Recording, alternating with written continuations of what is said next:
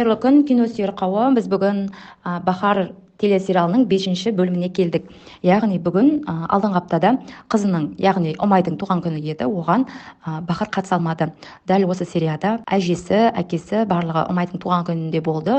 Өте жақсы өтті, торт үлеп, шарлар ұшырып дегендей. Бірақ Ұмай анасы болмағасын қатты ренжіп жылады.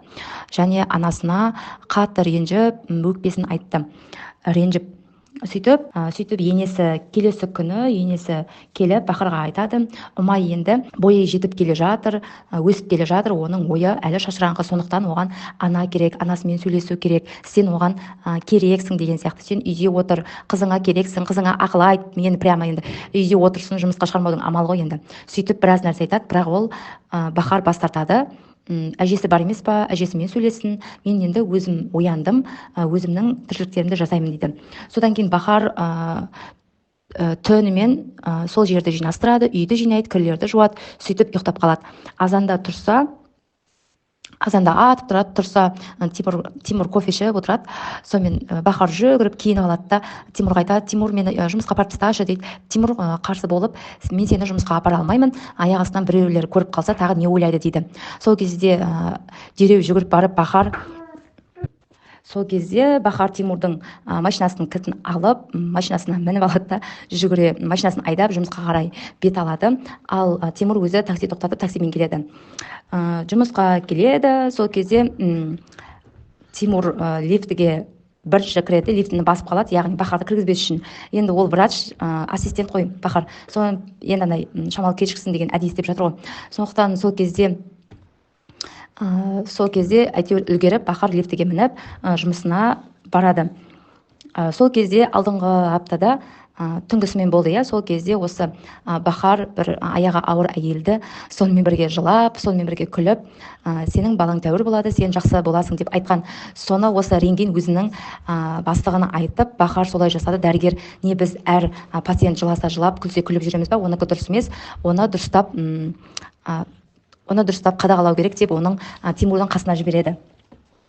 Және рентген мен Тимур бір бөлмеде кездеседі. Екеуі Бахарға қатысты жоспар ойластырады. Екеуі сүйісіп, құшақтасып, өздерінің енді кайфтарын сол жерде алады. Одан кейін Бахар баспалдақта жалғыз өзі ойланып отырады. Шатырда, енді киноларда білесіздер ғой, шатырға отырып, айғайлағандар айғайлайды, күлгендер күледі, және мұңайып отырады көбісі.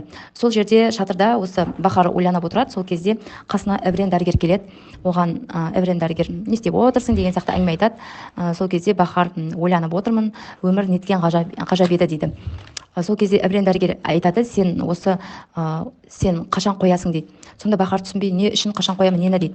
Жұртқа көмектесуді және жұртқа жалпақтап жүруді, өз өміріңді қашан сүресің, өзің үшін қашан аяқ басасың дейді. Сол кезде Бахар айтады: мен уже бір қадам бастым, енді осы қадам басқанның өзіне үйдегілер, яғни балаларым, ұлым мен қызым енді зорға дегенде көндікті, енді мен тағы бір қадам бассам олар шыдай алмайды, сондықтан мен жай қадам басуым керек деген сияқты сөздер айтады. Сол кезде Эврен дәрігер айтады: Бахар, сен ажыраспайсың ба, осыншама жағдай болып жатса да сен қалай оның қасында жүрсің дейді. Сол кезде Бахар айтады: қалай онымен ажыраса аламын, ажырасатын адамға үйлен дейді ғой деп күледі. Және сол жер әңгіме аяқталады.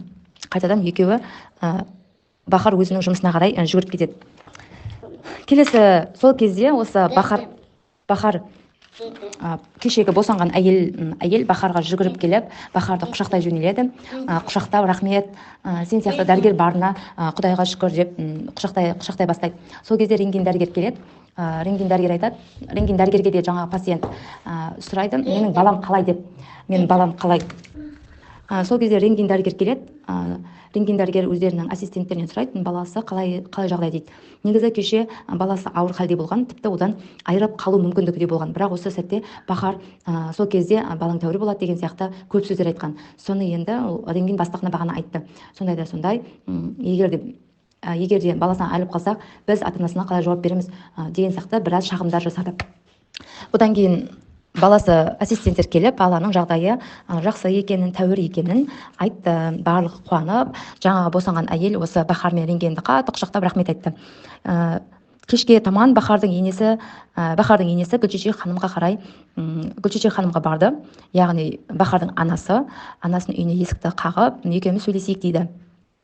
Екеуі үйге кіріп, екеуі сөйлеседі, бірге шай ішеді. Сол кезде айтады, бахардың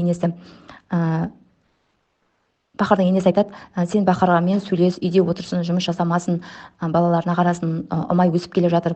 Соңғы кездері анасы жұмысқа шыққалы оның несі мінез құлқы өзгеріп бара жатыр дейді. Сол кезде гүлшешек ханым күліп, 20 жылдан кейін менен сұрағаның қайсасқаның, короче, енді не айтқың келіп тұр, бірден айт дейді.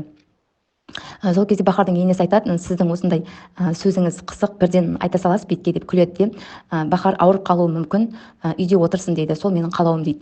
Сол кезде бахардың енесі айтады, бахардың анасы гүлшешек ханым айтады, сіз неге олай айтып тұрсыз, ол енді жұмысқа кірді, ол жұмыстан шықпайды. Ал ұмайға келетін болса, ол үлкен қыз, бір кішкене қыз емес, бір 3-тегі 4-тегі қыз емес, 16 жастағы қыз, өзі тамақ шалады, өзі киіне алады, өзінің санасы бар дейді. Ал оған психологиялық бір нәрсе керек болса, сіз не істеп отырсыз, әжесі емессіз ба, үйде бостан бос дейді. Сол кезде бахардың енесі біраз ойланып, одан өтірік кешірім сұрап, жылап, енді прям бахар енді кетіп қалмасын деген сияқты ғой. Енді ол кетіп қалса, үйде бүкіл мал мүлікте осы бахардың атында, ал оны бахар білмейді. Сондықтан енесі шырпыр болып жатқаны содан. Енесінен әшейінде бахардың анасының үйіне ешқашан бармаған, әшейінде бахардың анасының хал жағдайын сұрамайтын, енді мал мүлікті алып қоятын болғасын, біліп қоймасын деп үйіне келіп кешірім сұрап, өтірік жылай бастайды. Одан кейін барлығы кафеге барады.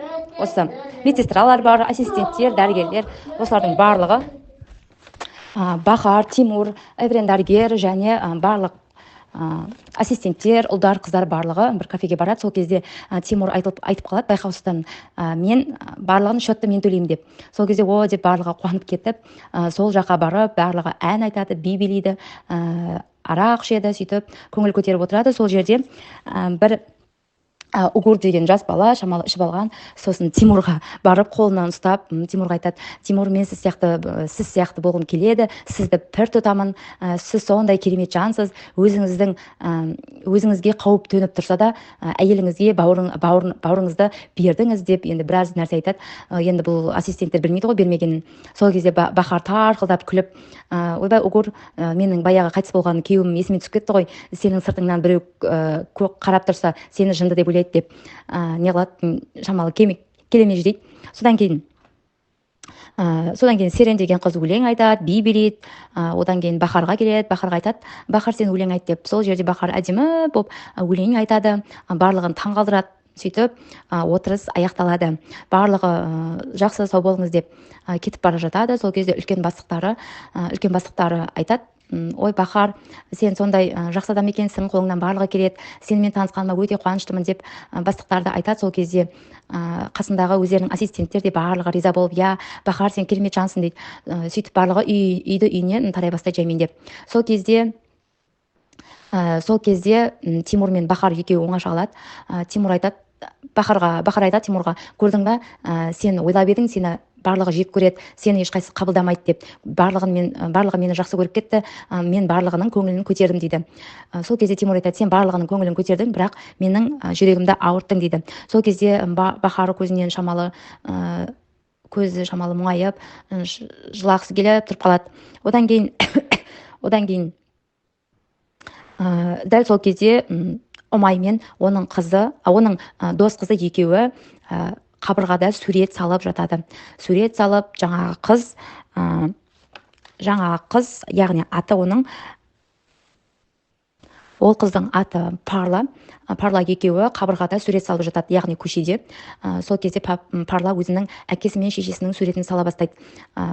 Әкесінің суретін жап-жасыл қылып, ұсқынсыз қылып салады. Одан кейін қасына жыланның суретін салып, бұл менің анам дейді. Екеуі күліп, жаңағы жыланның тілін шығарып, тілін суретін салып, сөйтіп тұрғанда аяқ астынан екі бұзақы адам келіп, олардан ақша сұрай бастайды. Сол кезде Парла біреуінің көзіне улы газ шашып қаша жөнеледі. Және бағанағы екінші адам осы екеуін қуа жөнеледі. Сол кезде Ұмайдың аяғы тайып, құлап тасқа сүрініп, басын ұрып алады да, сол жерде талып құлап қалады. Және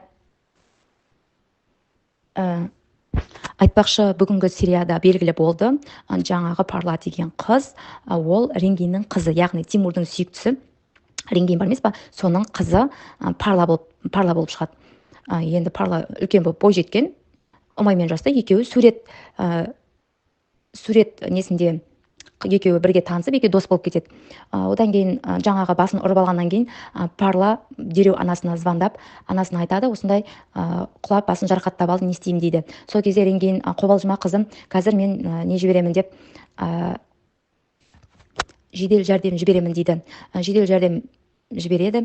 Одан кейін жаңағы барлығы осы қызды жедел жәрдем больницаға алып келеді. Дереу Ренгин өзінің сүйіктісі Тимурға звондайды, осындай қызың ауырып қалды дейді. Дереу Тимур больницаға келеді, және одан кейін анасына хабарласады, анасы да дереу жетіп келеді. Сол кезде негізі жалпы жағдай жақсы болып шығады. Одан кейін артынан больницаға Бахар кіріп келе жатқан кезде кім тоқтатып, Тимур күйеуі тоқтатып, сен не істеп жүрсің дейді. Мен қызымды көруге келдім дейді. Сол кезде Тимур айтады, сен ассистент емеспін ба, менің әйелім емессің, бәрі біліп қояды, тыныш жүріп барма деп айтады. Сонда да шыдамай келіп Ұмайдың қасына жылап сөйтеді, бірақ оны ешкім байқай қоймайды. Сериян ғана байқайды, бірақ оны енді бүкіл адамдарға жылап не қылатын шығар деп өзі ойлайды да, ондай қатты түсіне қоймайды. Одан кейін Ренгин мен қызы екеуі машинаға мініп кетіп қалады. Парла екеуі сөйлеседі, қызы мен анасы болып. Сол кезде Ренгин айтады, сен неге ол Ұмайдың қасында жүрсің, әдейі жүрсің ғой соның қасында дейді. Сол кезде Парла айтады, сен менен қорқасың ба, айтып қояды деп, сенің сүйіктіңнің қызымен жүргенімді қорықпа, айтпаймын Ұмайға, сен сүйіктіңмен жүре бер, менен гөрі сен соны жақсы көресің ғой, менен гөрі сонымен бірге көптеген қарым-қатынастар жасайсың ғой деп, Парла бөлмесіне, есікті іліп алып бөлмесіне кіріп кетеді.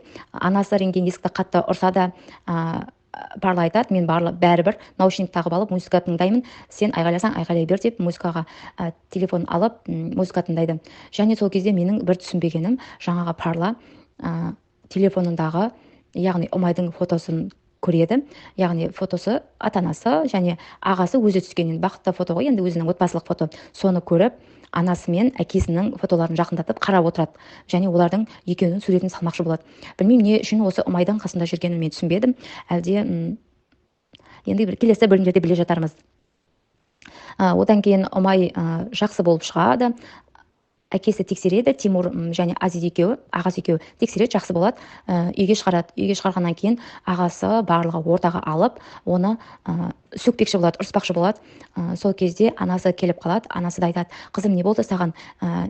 Қалай болды, қалай жағдай болды дейді. Сол кезде әкесі де қыспақтап, айт кәне, не істеп жүрсің түннің ортасында деп оған айғайлай бастайды. Сол кезде Ұмай айтады, мен бүгін кеше туған күнім болғасын, дос қызыммен бірге неге бардым, екеуміз көшеде жүргенбіз дейді. Сен әкесі сол кезде айтады, сен досыңның аты кім, дос қызыңның аты кім дейді. Сол кезде Ұмай үндемейді. Ендеше ертең мен мұғаліміңе барам, сол кезде біліп аламын дейді. Сол кезде аяқ астынан Ұмай айтып қалады, ол екеуміз бір мектепте оқымаймыз, яғни сурет бөлімінде бірге оқимыз дейді. Сурет бөлімінде бірге сурет саламыз дейді. Сол кезде әкесі түсінбей, сен не істеп жүрсің сурет бөлімінде дейді. Не істеп жүрсің дейді. Сол кезде айтады, мен суретті жақсы көремін, сурет салғанды жақсы көремін, сондықтан сурет бөлімінде сурет салып 2 ай болды дейді. Сол кезде анасы айтады, мен оған қаражат төлеймін, ол өзін жақсы көргесін, мен оны жібердім дейді. Сол кезде Тимур айғайлап Ұмайға, сен қай-қайдағы суретпен айналысасың баланың жұмысымен, сен дәрігер боласың, дәрігер, түсінің ба деп Ұмайға қатты айғайлайды. Сол кезде Ұмай жылап, сен анасына, Бахарға қарап, сен қасында болсаң, бұндайдың ешқайсысы болмас еді деп бөлмесіне жылап кетіп қалады. Одан кейін анасы Ұмайдың артынан барып, Ұмай екеуі біраз сөйлеседі, екеуі құшақтасады, сөйтіп таң атады. Сол кезде Ұмайға анасы хат, яғни параққа жазып кеткен өзінің ойын былай деп жазған: қызым Ұмай, сен ешқашан мұңайма, алға қойған мақсатыңнан бас тартпа, кім не десе о десін, сен не жақсы көрсең соны жасасаң, әйтеуір бір күні жетістікке жетесің дейді. Бұл өмірде ешқашан мінсіз ана, мінсіз әке болмайды. Мен мүмкін мінсіз ана болмаспын, бірақ мінсіз қаншалықты қателессем де сені қатты жақсы көремін. Әкең не десе де бас тартпа арманыңнан. Мен де енді өз жолыма түстім, арманыма енді жеттім деп сөйтіп айтады. Параққа жазып кетеді. Азанда тұрып, осыны Ұмай оқиды. Келесі келесі күні бастықтары Тимур мен Әуренді шақырып алып, яғни осы бүкіл больницада осы екеуі ғана хирург болып жұмыс істейді ғой. Сондықтан екеуін шақырып алып, бастық айтады, біздің больницаға, яғни қадірлі қонақ, осы больницаға инвестиция ақша құйып отырған кісі келеді. Сол кісі ауру, соған қарайсыңдар екеуің, бірақ байқаңдар, бұл больницаға жатқанын және ауру екенін ешкімге айтпаңдар, далада тілшілер бар, ешкім біліп қоймасын дейді. Екеуіңе сендім, егер де бірде біреу біліп қойса, екеуіңнің бастарын кетеді деп енді біраз жерге дейін апарады. Сол кезде Тимур мен Әурен дәрігер иә деп екеуінің уәдесін беріп шығып кетеді. Сол кезде жаңағы қадірлі қонағы, яғни осы больницаға көптеген ақша аударып отқан кісі келеді, барлығымен амандасады. Сол кезде іші бір жері ауырып, сонымен кино аяқталады. Осымен осы бөлім бітті. Келесі бөлімді Құдай қаласа ертең айтатын боламын. Егер де ұнаса, менің сөздерім ұнаса, лайк басып, егер де мен бір жерлерден қателесіп жатсам, комментарийге жазып, даусым ұнамаса, комментарийға жазып кетіңіздер, мен оны реттеуге тырысамын. Және міндетті түрде осы каналға тіркеліп кетіңіздер. Тіркелу барлығы тегін. Сондықтан менің жұмысымды бағалап кетсеңіздер болады.